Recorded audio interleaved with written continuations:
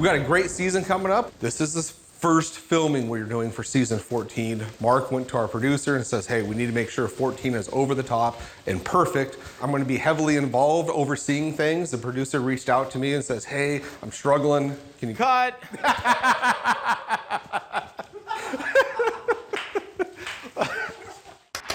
They're coming to get you, Barbara. In Springfield, Oregon, dead Mopar muscle cars are coming back to life. Restored by Mopar master Mark Warman. Joined by his out-of-this-world cousin Dougie. Oh, hi, Mark. His apprentice and daughter, Alyssa. Whoa, stop. And his childhood best friend, Royal. Mark hates everybody. His protege painter, Will Scott. You got one job. This is Graveyard Carz. We've done a lot of seasons at Graveyard Carz, meet, but I gotta tell you, I'm most excited in recent years over this one. My buddy Royal's back, and there's so much fun stuff for everybody. You're gonna really enjoy this season. Feels great to be back. I love being around these cars. They're fun to work on. You know, I get a kick out of working with Mark. He gets pretty animated during the process. It's always fun to watch, interact with him. You know, being friends for so long, we've been working on cars since we met. I'm excited for season 14 because it's a whole different way of doing things. We've got a great group of guys, you know, from our producer down to our audio guy. So it's kind of like a breath of fresh air when you have new people come in to take over new roles. So I'm really excited to sit back and see how this season comes out. It's gonna get really crazy. My dad's gotten older, not wiser, crazier. Will's had another baby, so he's a grumpy old man. And we have some really cool cars. I'm excited for all the cars, you know, all the cars we get to work on. All the colors, pretty colors. The cars, I mean, if you just take one quick look through that shop, the cars are absolutely amazing that you're gonna get to see. We got a 69 RTSE, we introduced it a few years ago, 444 speed. Probably only a handful of those cars built. There's no real breakdown on the SE and the RT with a 4-speed. A car I'm super excited about is Wendell's 1971 Cuda. Yes, we've done a bunch of them, but it is cool because it's a Hemi car. But bigger than that, Wendell's a great guy. The backstory's great. The guy comes in, is just a top-notch client. So, you know, when that car's all done and sitting there, he'll be crying and just overwhelmed with happiness. So there's different aspects of why you can be excited about a car, but Wendell's the reason why I'm excited to get that 71 Cuda done. We've got Miss Beautiful, lovely, and very patient Cindy D'Agostino's 1970 Challenger RT, plum crazy white top, white interior, white longitudinal stripe. Our Daytona that Tony and I fought back and forth whether to restore, well, it's restored. We have a few items to put on it, and it's ready to go home to its owners. We have a 1970 Cuda here that's Panther pink. Kind of sucks that we're not doing the actual full build on it, but we're doing the body and paint. And I'm super excited to do this car because A, it's my favorite color, and B, we've never done it. I've never sprayed it, we've never produced a car, so I'm hoping when that car comes through, which it's really close, Mark can convince the owner to let us just finish the car and build it out. For those of you who have been watching back in season 2, our 1969 and a half Dodge Super Bee, 440 6-pack, 4-speed Super Track Pack car in F6 green goes home this season. The 69 GTX is finally going away. That's the blue on blue car, 440 Super Commando. We also have a 1970 Barracuda Cuda Tribute car, 446 barrel Silver Sport 6-speed transmission. One of our few A-bodies, the 69 Cuda 383 4-speed A57 car, is waving bye-bye to Graveyard Carz this season. And 25 other cars throughout the body and the paint shop that are in different stages of progress. Doug's got 10 engines built out ahead of the cars coming through. Another cool thing about season 14 is we have a new producer, but he's got no fresh ideas. So when I'm sitting there trying to help the guy out, he doesn't give me a chance. Yeah, right. So you want a full docket for Graveyard Carz this season? Just stay tuned. We got it, I guarantee it. Since the last time you saw us, we've even grown bigger. Graveyard Carz has really taken off. The lot is full of cars. We have, I think, over 50 cars that are completely disassembled right now, waiting to go through the shop, plus the 20 cars that are in progress at the same time. Now, what that equates to is space. When we moved in here, we had 18,000 square feet, give or take, and 3.5 acres. It's full. So now that we're disassembling all these cars and trying to get ahead of the curve so we can have the new parts ready to go on the cars when they come through the shop, we have to find space for them. So what I've invested in is these little 8-foot by 7-foot storage units, so I can put one car in one storage unit. I'm able to go 3 high with them. So I just took advantage of 20 feet in the air that I wouldn't normally. The body shop is full of cars in all different stages. You go from one end of that thing to the other, and you won't see that many good quality collectible Mopars anywhere else in the world in those stages. We want to continue to grow and get bigger and faster, and to do it, we have to be organized. That's what you see at Graveyard Carz, and that's what you've missed since we've been gone. Hey, some things never change. Will said you were in here writing checks. Chromium dioxide. I'm really excited because my friend Royal's back. I haven't been this excited about working on Graveyard Carz in years, pretty much since he left. I was just telling everybody how we met. First time I met Mark was in junior high. I think we had a health class together. We met in junior high, Never remember? went to junior high together. Yeah, we did. No, we didn't. You get a little bit older, memories can get a little bit sketchy. I met you on the paper route that I got from Harding, right? I just wanted to get rid of my paper route so I could get another better paying job. I asked him, I said, well, don't you need some cash, some burners? And he goes, no, man, I need my space. How do you need space? I did not find a better paying job. My job after a paper route was at 7-Eleven putting groceries away. It's one paper route. It takes you an hour in the morning. I usually ended up eating my wages in red licorice, though.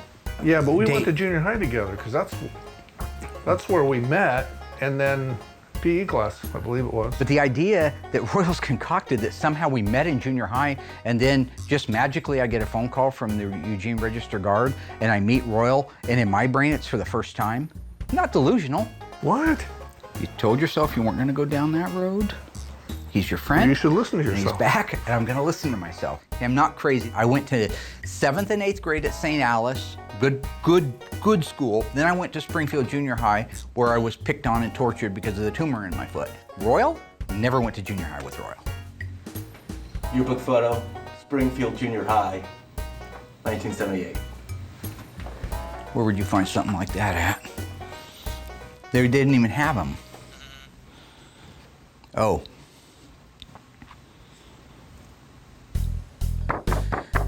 Yes, that's right. I did, yeah. Oh, we went to junior high together. I thought you meant high school. And how do I even know this isn't photoshopped anyway? Photoshop wasn't around in 1978, Mark. Oh, there's Dawn. She was cute. Well, it's wonderful to have you back. We are jammed. Thanks. To the rafter. You see all those I cars? see that. I see all those cars out there. Your first task is I need to put some air in a tire and get Goldberg's car moved around here. After Mark had lost his dad, he quit, he dropped out of school while his dad was sick, and then right after that ended up having a tumor on his foot, so he didn't come back to school for a few years. There was a time when I didn't trust Royals. He did end up going and finishing at the community college. Got his diploma, could have walked with our class, chose not to. Mark's not really a people person. What? Now you will go straight to hell if you start making up stories. I'll see you there.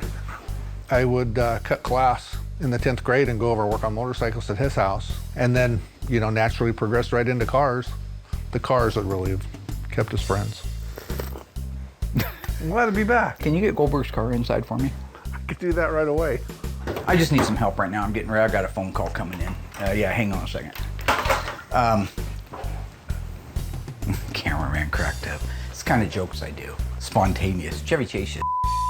So anyway, yeah, all right. You're probably right about how we met, buddy.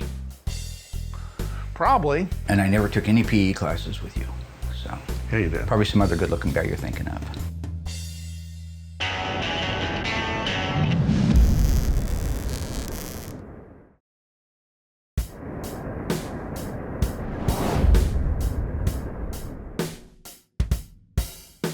This is not what I expected to be doing when I came back, but hey, whatever it takes to get the job done. I am a good team player. I hope he remembers that. I hope he remembers that in my paycheck. Alyssa and I are getting ready to do an inspection on this 1970 Cuda 446-barrel 4-speed car. You recognize the car, right? Of course. Mr. Bill Goldberg's personal car that he sent to us a couple of years ago. Remember when it showed up? Mm-hmm. Yeah, a nice car. 9 years ago. Well, it's been about 2 years. Okay. Yeah. 446 barrel 4-speed. How many were built? 70 CUDA? 11? 904. Don't get me wrong, I love working with Alyssa and I love teaching her, but I kind of decided that she has what you call delayed learning skills. And if it was an automatic, how many would it be? I love this. This is fun. So he'll throw out questions for me when we're filming, and I've had no preparation at all. So I have no idea. I haven't looked up the fender tag or the build sheet, and I don't know. Maybe 400. 853. They went heavy on those. Okay. Yeah, they went heavier on.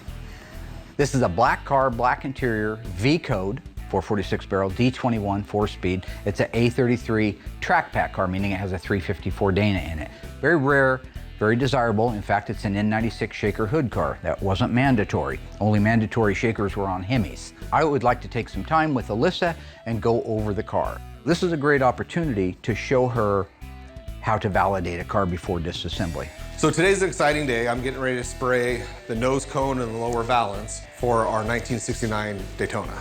This is a 440 automatic car that we introduced a few seasons ago on Graveyard Cars. Tony D'Agostino was out.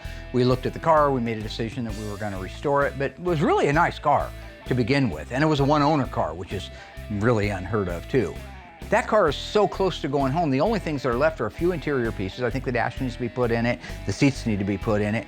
The nose cone needs to be painted and the rear spoiler needs to be installed on it. These are the last parts and pieces I have to do. It's the first time I've ever even done a Daytona, especially these pieces. And I know everybody at home, it's not a big deal, but to me, doing something I haven't done before, even though it's the same process, super easy to do, it's still something different and I like it. Bill believes all the numbers match on this car. Now, if they don't, I'm gonna let you call them and tell them. Probably if they don't. No. If they do match, I'm gonna call them and tell them. You were good at this, remember? Yeah, but what's he gonna do, beat you up? Oh, I see. So I met Bill Goldberg at the last shop we were at. So he is a super nice guy. I'm still starstruck every single time I see him. It's just crazy, it's Bill Goldberg. I grew up watching him. Let's take a look at this. You are scared. I'm not scared. Okay. I don't wanna have to go to prison because I pulled a 187 on the World Wrestling Federation champion. Okay. Okay, you see the rust, right? Yeah, This has been going on for a long time. I saw signs when it first got here that it was delaminating. That's what you'd call this, delaminating.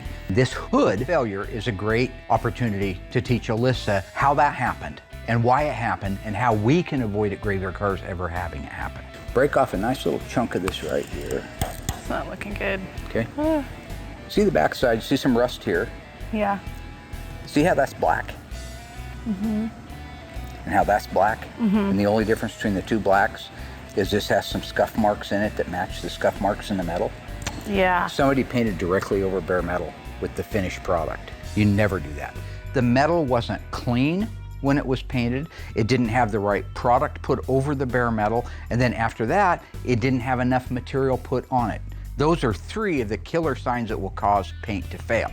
Metal has to be sealed with an epoxy. You have to use, like in our case, we use DP90.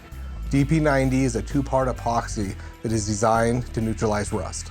And the rust I'm talking about is a flash rust, which means the second we're done with it, it already starts to rust. And that gives me about a day or 2 to get on top of it.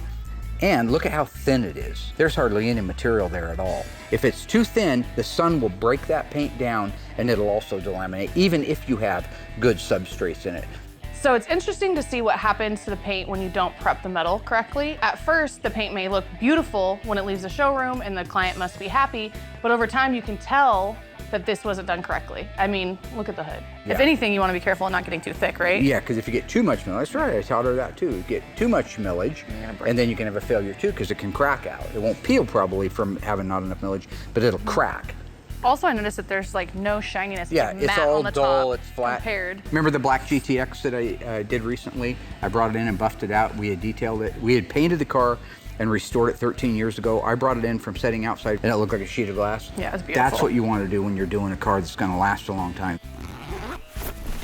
I'm gonna go first, DP90 it. It's a nice sealer. Any imperfections that might be in there, it'll fill them. In this process, it was already primered, so we were good there. So you just mix it a different ratio. You mix that different ratio, then it just becomes a sealer. Okay, let's take a look at the Dutchman panel you can see from here. Yeah. You got the Dutchman and the See quarter. the rust? Right. Look at how thick the millage is right there. Oh, it's a lot. What do you thicker think is than underneath that black paint right primer? there? And? Bondo filler? Yeah. Yeah. That's more what I was trying to say. Okay. Bondo. So they've used filler Why? right over the top of the bare metal. And probably the bare metal was not clean when they did it, so that's why it let go.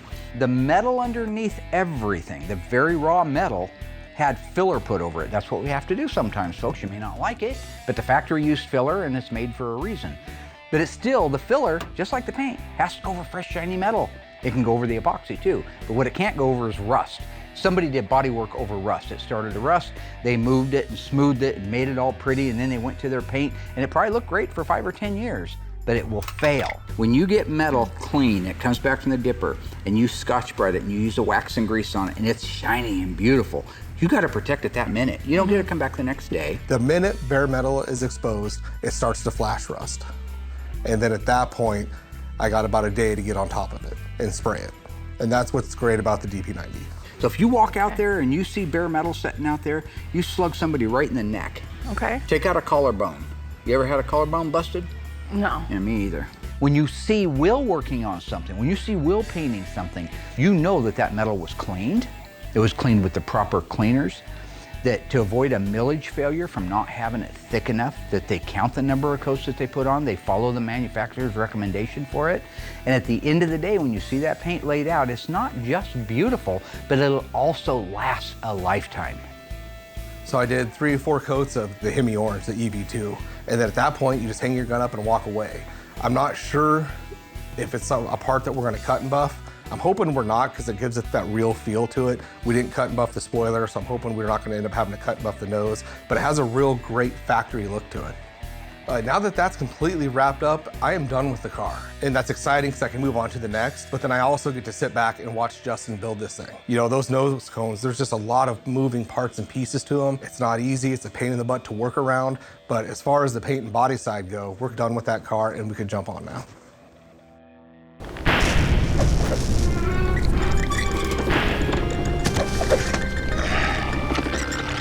In season 9, episode 11 of Graveyard Carz, we restored a 1970 Dodge Challenger in FF5 green.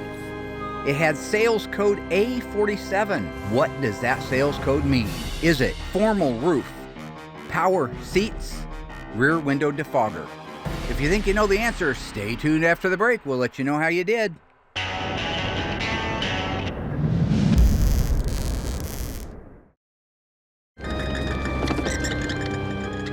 All right, welcome back, ghouls. Now, how did you do on that one? A47. Does that mean it was formal roof, power seats, or rear window defogger? If you said formal roof, you are right. This car is an SE. That's what the A47 stands for, a special edition, requiring it to have the overhead consolette with a formal roof. In addition to that, just a few other options it had. M44, rear of hood and fender moldings. M31, belt moldings. M42, stone guard moldings. M85, bumper guards. And P31, power windows. To top it all off, the legendary wrestler, Mr. Bill Goldberg, helped us install the drivetrain in that bad boy. Thanks for watching Graveyard Carz Trivia.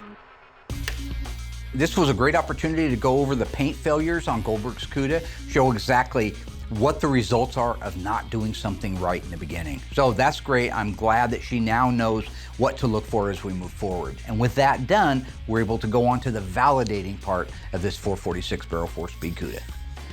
The red hockey stick, just so you know, there's 2 problems with that hockey stick on this car. What do you think they are? It's not on the VIN tag. It's not on the fender tag, that's Fender true. tag. Yeah, very good.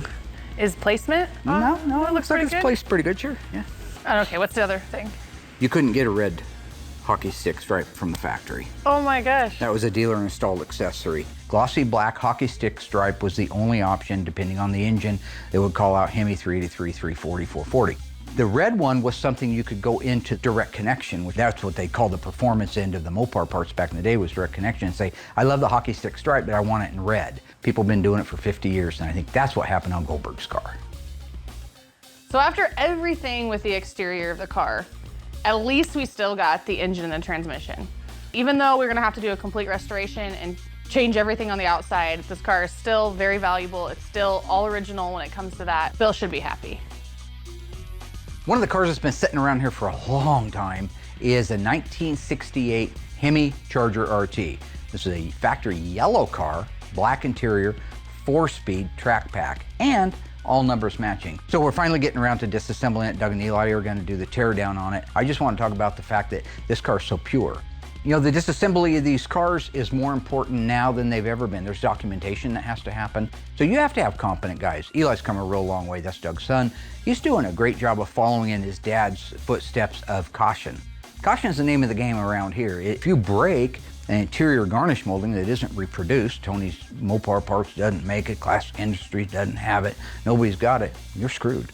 The downside to it is Doug has oddities, and the strangest little things on a car will catch him. Doug will pull a vacuum can out from underneath the battery, which is just a vacuum can that holds the reserve vacuum to let the headlight doors pop open, and he's mesmerized by it. I've walked past him and seen him sitting there staring at something for 5 minutes. I mean, caution's good, but how excited can you get over a vacuum can? I love him. Not that I don't love him, but something wrong, you know. That dog don't hunt. Protocol has changed a lot around here. Once a car like the 68 Charger gets disassembled, it used to be that we would take it apart, find a hole for it somewhere. We had 40-foot containers, stick everything in there, and then when it came time to restore the car, we'd pull the parts out. Now, to a degree, there is some of that still, especially major components. But for the most part, now that Eli is here and he's able to handle the reconditioning of the parts that go back on the car, the first thing we do after everything comes off the car, inventory it, then recondition the piece right now. Why not? You can do it today or you can do it tomorrow. So he'll do whatever blasting he has to do to it, treating, painting, plating, sublet. That allows us not to have to be at the mercy of that part when it comes time to put the car together. Once that's done, all those parts can go in the dedicated storage unit. They can go out back and get stacked up on top of each other. Like I said, 3 high if you have to. Organization, streamline, and get these cars in, get them torn apart, get them restored, and get the taillights out.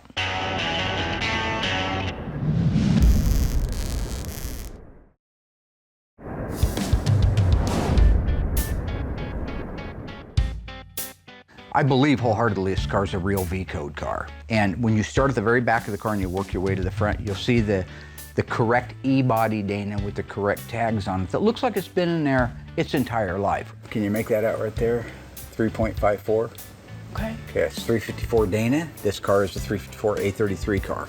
It's a 4-speed car, mandatory Dana on all 440 cars, whether it's 440, 446 barrel, or also mandatory on the 426 Hemi. Whoever did the restoration years ago never pulled that rear end out. And it looks to me, looking at that DNA, look at the rust and the crust, how long that looks like it's been in there. It's not a transplant, there's nothing weird. But it helps me now because it doesn't have a bunch of aftermarket fasteners holding it in place where I have to scratch my head and say, well, now is that original or not? That rear end's been in there. Notice the 11-inch drums, because it's a drum brake car all the way around. See the front torque boxes in place, factory welds. Now, we've talked about torque boxes before. We'll just stay on an E-body right now.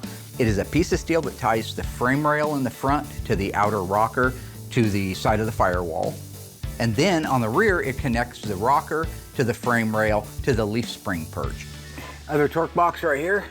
If you had a 440 E-body with a 4-barrel, 446 barrel certainly goes without saying, or the 426 Hemi, you are guaranteed these reinforcement torque boxes. It just gives you that extra reinforcement to keep the car from twisting. And see the captive washer style nuts? Those are all factory. Reinforcement for the leaf spring hanger. Look up in there, see that plate? Oh, yeah. The leaf spring reinforcement plates are in place. Again, 6-pack or Hemi only. Even a convertible wouldn't have that. This car has it, and they've been in there forever. Those are the DNA markers. You look at the bottom side of the car, it's original factory undercoating car. It's obvious that the undercoating is original. You work your way forward, that car is pure and clean. I believe the body started life as a real 446 barrel car, or at least a 440 car. The fact that I've got a fender tag and the original hump is in the floor and I know it's a 4-speed and the rest of the markers are there, that's what tells me this is a 446 barrel 4-speed 70 CUDA. Talk engine and transmission, I'll tell you one thing is that oil pan's not right. That's not the 7-quart deep pan. Okay. What? So, well, the engine's out of a 1969 Chrysler, a great big car. It's a CH43. Okay, it's not even an HP engine. It's a regular 350 horse. So that means So that's not the original engine. Bill knows that, right? Not when I talk to him. Okay. Great. My question is, how the heck did we come this far, and are we just now finding out that this is not the correct engine? Now the thing is, the car's been here for almost 4 years, so if we were gonna find a numbers matching problem on a car, he probably would have liked to known about it 4 years ago, so we could have done something. So that's on us. Let's check the transmission. That's great. 8G. So that's the transmission's out of a 1968. It's got the dual bolt pattern extension housing, which is 71 to 74 B body and 70 to 74 E body. The E bodies, the 70 to 74 E bodies, and the 71 to 74 B bodies. In order for the transmission to have the location for the shifter to be next to the driver, it had to be moved back down that tail shaft. Prior to that, there was one mounting boss at the front of the extension housing. That would be for your B bodies and your A bodies. So what Chrysler did was they took that extension housing and they added an extra boss at the back to be able to mount this. This transmission has that. And what I'm saying is the extension housing probably is off of a 70 to 74 E body, while the rest of the transmission, obviously by looking at the VIN that's left on it, is a 68 B body something. So they took two transmissions to make it into an E body. Very common back in the day, even still today. Okay. So the engine and transmission don't match. Okay. So That's you'll great. need to call Bill. No, you'll need to call Bill. I'm not calling him at all. He's your friend. That's your job. I think the fact that Goldberg is a violent man. What if he has one of those Brock Lesnar flashbacks while I'm talking to him, and all of a sudden he just goes berserk? He ain't gonna do that with Alyssa. He ain't wrestled no woman ever that I know of. Okay. I think it's a good skill set for you right now. Wait, what? No. Look, I had to do it to Jim Root. Okay, I know, you think I enjoyed and you did that? great. I did You great did a great because I'm the job. Iceman. I don't have Bill's number. I don't have his email. I don't have any I of am that the stuff. Iceman. So you should just. Cuckoo Cachoo. Okay.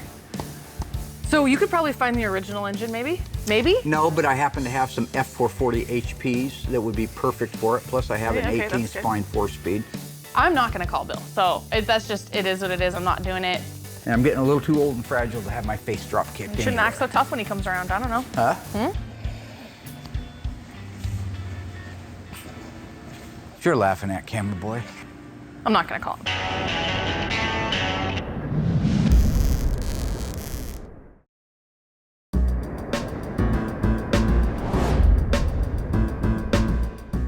Hi, Doug. Royal, it's been a long time. Yeah, good to How have see you you. been?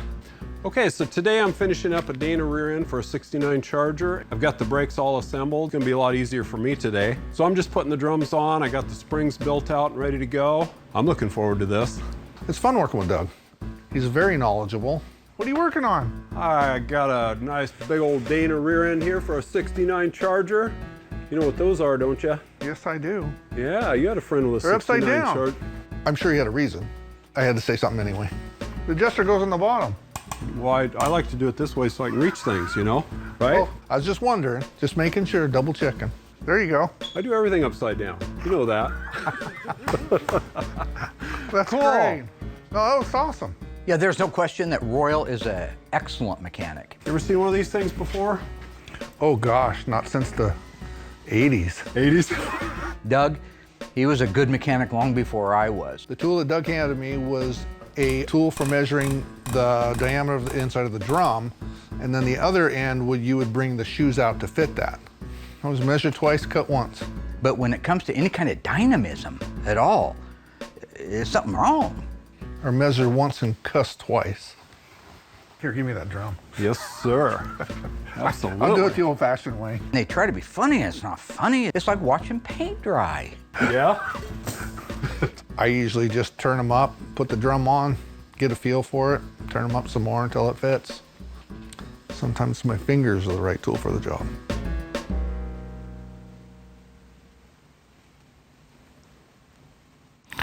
Got it all propped up here so I can put my leaf springs on. You wanna give me a hand with those? Yeah, you bet. I'll bring one around. You know, do something. Snap the other one with a towel, insult him. A mama joke. Why you can't bring back a yo mama joke, right? Yeah, been a long time, hasn't it?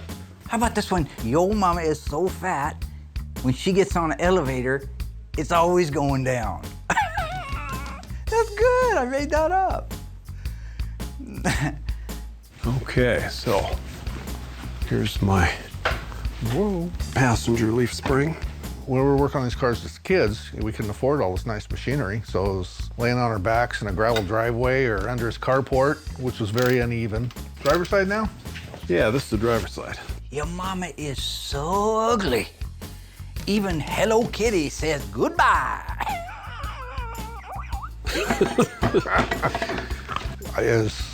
Gosh, it's just nice to work with clean stuff. Everything goes together good, you know, and more practice makes everything go easier also. I remember the old days when you and Mark were working down there at the other shop. It was entertaining, wasn't it? Working? Yeah. Working? Working? I just hung around for the entertainment. You don't like the yo mama jokes? That's fine. Maybe that's insulting to some people. Go to the knock knock jokes, right? Yeah. I'll do one with you. Knock knock. Who's there? James Gum. James Gum. Or you could come in and check out my place. I've got the Carz right back here. See if we can perch that spring perch right there on the spring. Knock knock. Who's there? Christopher walking. There you are, buddy. Thank you. Yeah. They might be outside in.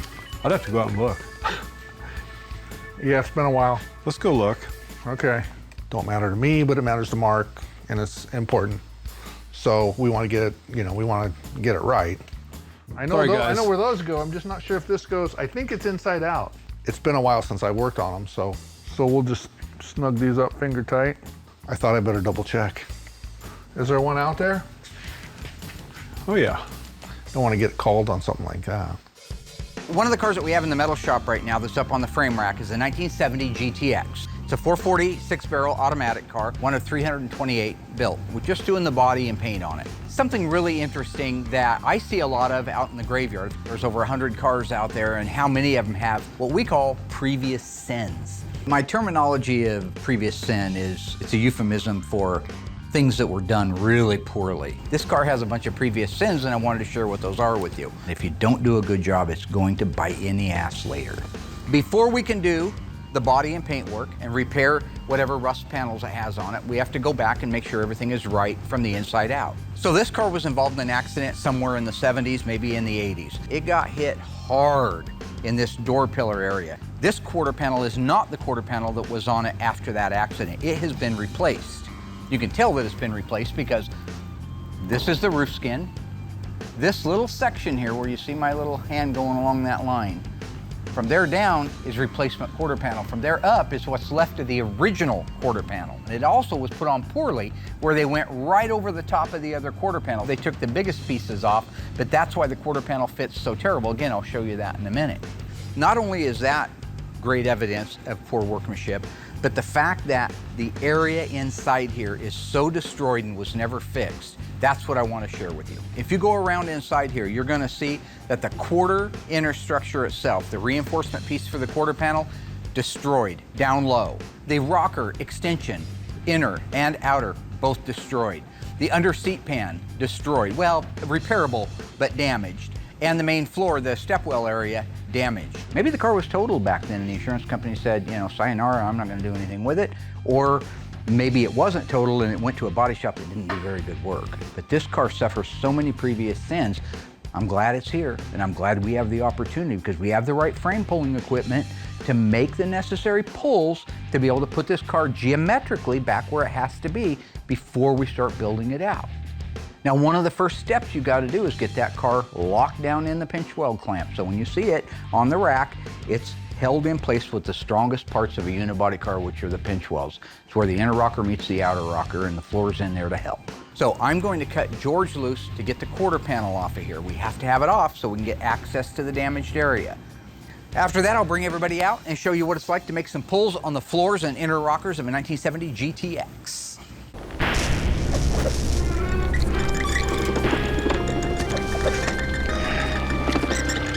In Season 9, Episode 11 of Graveyard Cars, we restored a 1970 Dodge Challenger RTSE. True or false? The transmission behind the 440 Magnum was a 4-speed pistol grip. Think you know the answer to that? Stay tuned after the break and we'll let you know how you did.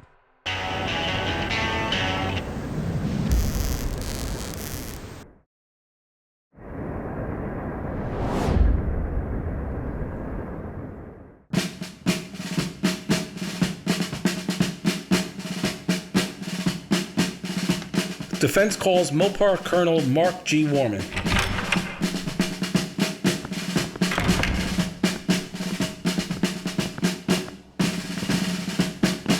Colonel, do you solemnly swear that the testimony you will give in this general court-martial will be the truth, the whole truth, and nothing but the truth, so help you God? Yes, I do. Would you state your name, rank, and current billet for the record, please, sir? Mopar Brand Ambassador Mark G. Warman, Commanding Officer, Graveyard Cars, Ground Forces, Springfield, Oregon. Thank you, sir. Would you have a seat, please? Mr. Ambassador, you said earlier that you ordered Scott not to order mixed number EV2. That's right. And Scott was clear on what you wanted. Crystal. Any chance Scott ignored the order? Ignored the order? Any chance he just forgot about it? No. Any chance Scott left your office and said, the old man's wrong? No. When Scott spoke to the platoon and ordered them not to mix the EV2, any chance they ignored him? Have you ever spent time in a mixing room? No, sir. Ever painted $1 million car? No, sir. Ever put your skills in another man's hands and asked him to put his skills in yours? No, sir. We follow orders, son. We follow orders or cars die. It's that simple. Are we clear? Yes, sir. Are we clear? Crystal. Mr. Ambassador, if you gave an order that the Tour Red wasn't supposed to be mixed, and your orders are always followed, then why would the color be made? Why would it be necessary to look up the formula? Will Scott was a substandard painter. He was being ordered to stand down because he didn't know... But that's not what you said. You said he was told not to mix the color. Yes, that's correct. But sometimes men take matters into their own hands. No, sir. You made it clear just a moment ago that your men never take matters into their own hands. Your men follow orders or cars die. So there should have been no chance Willie would mix that color, Mr. Ambassador. You snotty little bastard. If Scott told his men not to mix the paint, he shouldn't have been in any trouble at all. Scott ordered the Tour Red, didn't he? Because that's what you told him to do. And when it went bad, you cut these guys loose. You had the paint department sign a phony purchase order. You doctored the logbooks. You want answers? I think I'm entitled to them. Do you want answers? I want the truth. You can't handle the truth. Son, we live in a world that has colors. And those colors have to be mixed by men with paint guns. Who's gonna do it? You? You, Lieutenant Gambo? I have a greater responsibility than you can possibly fathom. You weep for Scott. You curse the industry. You have that luxury. You have the luxury of not knowing what I know. That Scott's court-martial, while tragic, probably saved time. And my existence, while grotesque and incomprehensible to you, saves time. You don't want the truth because deep down in places you don't talk about at parties, you want me in that booth. You need me in that booth. I use words like tint, hue, opacity. I use these words as a backbone to a life spent painting. You use them as a punchline. I have neither the time nor the inclination to explain myself to a man who rises and sleeps under the very spectrum of colors I provide and then questions the manner in which I provide it. I'd rather you just said thank you and went on your way. Otherwise, I suggest you pick up a paint gun and stand the post. Either way, I don't give a damn what you think you are entitled to. Did you order the Tour Red? I did the job you sent me to do. Did you order the Tour Red? You're damn right I did!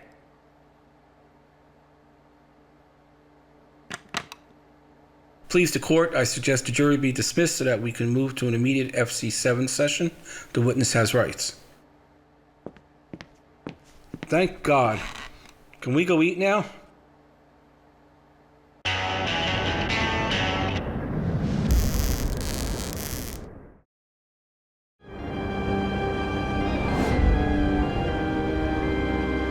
Okay guys, welcome back. How did you do on that one? R70 Challenger RT SE in FF5. Was it a 4-speed manual transmission? If you answered true, well, you're absolutely wrong. That car was an automatic transmission on the floor with the console, making the car one of only 733 built. But in addition to that, it had H51 air conditioning, N88 speed control, V5X body side moldings in black, J46 flip-top gas cap, N42 exhaust tips, and P31 power windows, just to name a few. Thanks for watching. So Doug and I went outside to look at the shackle bolts to see which way they went, whether they went from the outside in or the inside out. Now, at the end of the day, I like to have a little bit of fun. I like to tease everybody. I mean, definitely Royal and Doug are a little bit like watching grass grow. But when it comes to being technicians, they're the best. Okay, we're done. Rear end came out beautiful. It is now ready to install in that car, which is good because that's just another car that we've got to get the drivetrain in it so we can get over and have the headliner put in it, the vinyl top, so it can come back and we can put the car together. So good job, both those guys. So with everything going on in the shop right now, one of the things that we're doing out in the assembly shop is the cutting and buffing of these cars. There's no longer any room down in the paint shop. So Noah currently is working on the wet sand and buff of our 69 Charger Daytona. So we had the Daytona completely done, minus the cut and buff on the hood and the nose. They installed the hood to see how make sure we've had good fitment, good color match, all that stuff. I'm not going to cut and buff the nose until it's installed on the car, but we can't do that until we get the hood cut and buffed. That's why he was cut and buffing it on the car. It did solvent pop, and that's kind of a concern because that only happens for one of two reasons. Basically what happens is our polyurethane clears and our single stage concept paints, they have a lot of solids in them. As those solvents evaporate out of the paint, which is what they do, that's how it dries, it evaporates, it goes up in the air. If there isn't something pulling it off, they just drop right back down and they cause a little crater. I mean, I'm not trying to blame Will or throw him under the bus, but my guess is he might have gotten a little bit of a hurry or shut the booth off a little bit early. It can happen. Mark actually sprayed the hood and then shut the booth off too early. They are there and they are deep. I can't wet sand those out and buff it. At that particular point, you have to repaint the hood, and that's where we are on our Daytona. Some were deep, some weren't, so I gave the hood over to Noah. Try cutting and buff it, see if you can work it and see if it'll come out, because if it can, you don't have to repaint anything. So he worked on it for a little bit, no luck. At that point, you gotta take the hood, bring it back over to the paint shop, get it in the booth, sand it out, reshoot the whole thing, and then give it back to Noah to do the final cut and buff on it, put it on the car, then it's done. When it comes to solvent pop, you gotta have airflow. The second you lay it down, I mean, it's just releasing solvents for hours. And if you don't have airflow, it'll literally drop right back down into it, the solvent will, and it just looks like little pop marks all over the whole entire hood. And it's mainly on flat panels. You're not gonna get it on the side because when the gases come out, they just drop down or get pulled away. But on the flat panels, they drop right back onto the panel you were painting. So you gotta have the good airflow. Box fans if you're in a garage, nothing dramatic, just enough to get the air out of there. And if you do get it, sometimes it is minimal. You can cut and buff it out, but more often than not, you basically just sand it down and re-clear it. It seems like, you know, you can be done with the car and all your paint work's done, it looks great, but then you have the assembly side. But we won't mention any names. There's a ton of people on the assembly side. So right now we are on top of the world. It's just awesome to see the volume of cars that are moving through here. And I know in the past I've said that and you can jinx it. So the town's on fire? Didn't see that one coming. Didn't see that one coming. Armageddon.